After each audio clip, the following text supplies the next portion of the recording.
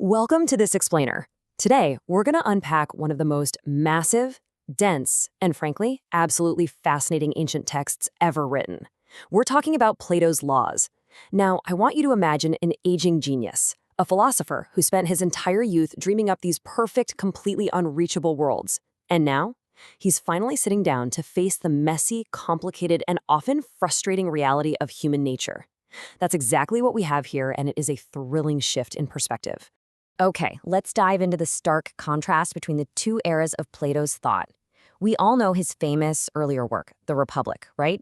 It's his youthful utopian vision, packed with flawless philosopher-kings, sharp Socratic irony, and radical ideas, like having wives and children in common.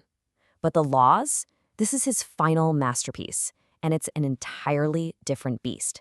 It completely tosses out those impossible ideals, replacing them with the pragmatic rule of law. Instead of the endlessly questioning Socrates, we're guided by an unnamed Athenian stranger. And rather than dismantling the family unit, the text heavily emphasizes the sacredness of the family. It is just a massive, fundamental philosophical pivot. Written when Plato was well into his 70s, this text deeply reflects the feelings of old age looking back at youth. The vibrant, dramatic, poetical flow of his earlier dialogues? Yeah, that's pretty much gone. In its place is a slightly melancholic, but profoundly practical wisdom. You see, over his long life, Plato has realized something absolutely crucial. Human beings are incredibly troublesome to manage. We're flawed, and building a functional society requires dealing with us exactly as we are, not as we theoretically ought to be. Now, what's really interesting about this is the dynamic that drives the entire philosophical exploration. It's an often tense conversation between three old men from vastly different worlds. First, we have the Athenian stranger, the wise elder who basically takes Socrates' place as our guide. He's joined by Megillus from Sparta, a man of very few words who strictly values courage and sheer military might. And finally, there's Clinias from Crete, a traditionalist who is quite literally about to give laws to a brand new colony. It's the friction between these three distinct worldviews that frames everything we're about to learn. And we shouldn't forget that this isn't just abstract philosophy happening in a vacuum. It's grounded in a grueling physical trek on the longest, hottest day of the year. The three of them start at dawn at Knossos. By mid-morning, the old men are so exhausted they're forced to rest in these beautiful, shady cypress groves. Finally, right at high noon, they arrive at the cave and temple of Zeus. The mounting heat of the day perfectly mirrors the mounting intensity and depth of their debate.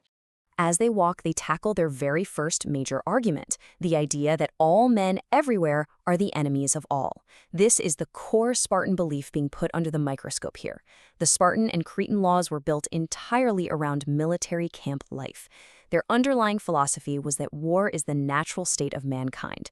Therefore, no possessions have any real value unless they can be secured against enemies. Every single institution they have is structured around survival and absolute military dominance. But the Athenian stranger challenges this militaristic worldview head-on. He specifically pushes back against the poet Tyrtaeus, who really glorified brute mercenary courage. The Athenian argues that mercenary soldiers, men who are just ready to fight and die at their posts, are often, frankly, violent, senseless creatures. True statesmanship requires so much more than just battlefield bravery. Courage in war is only a tiny foundational fraction of what actually makes a good citizen. To prove this, the Athenian makes a brilliant pivot, comparing external war with internal peace. Aiming only for victory over foreign enemies is a completely short-sighted goal. The true, highest goal of a legislator is internal peace, reconciling factions, cultivating mutual goodwill, and, above all else, preventing civil war.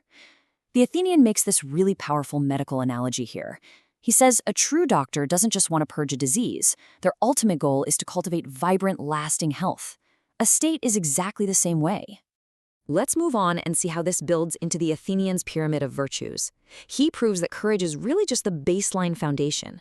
That foundation is then built upon by temperance, followed by justice, which arises from the union of the others. And finally, at the very pinnacle, we have mind and wisdom, the supreme leader of all divine goods. Think about it. If your society only honors courage, it is entirely missing the top three layers of the moral pyramid. Which brings us to a pivotal question for you to consider.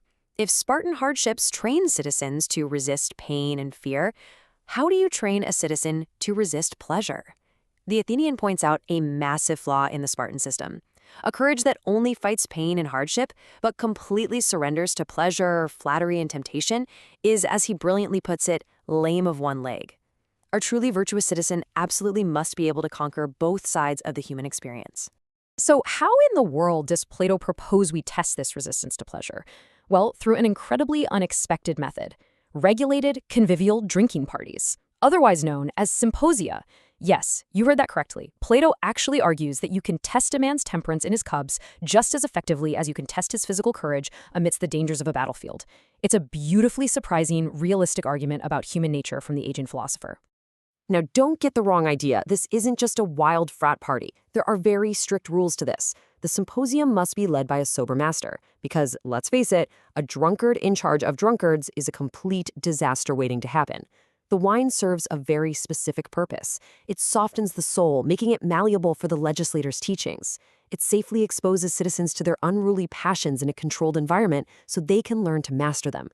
And lastly, it gives confidence to the older citizens to sing and share their wisdom. Believe it or not, a properly regulated feast is actually a vital educational tool. Moving beyond education, Plato gets incredibly specific, almost obsessively so, about the physical makeup of this new colony.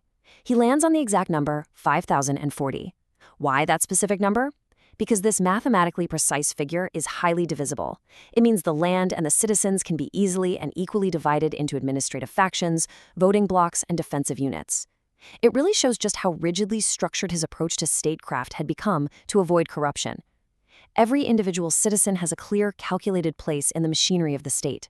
So the crucial point is that we must legislate for the world as it is, not some utopian dream. Because the ideal state of the Republic, where everything is held in common and ruled by flawless human beings, is simply inimitable by flawed mortals. Plato is intentionally designing a pragmatic, second-best state.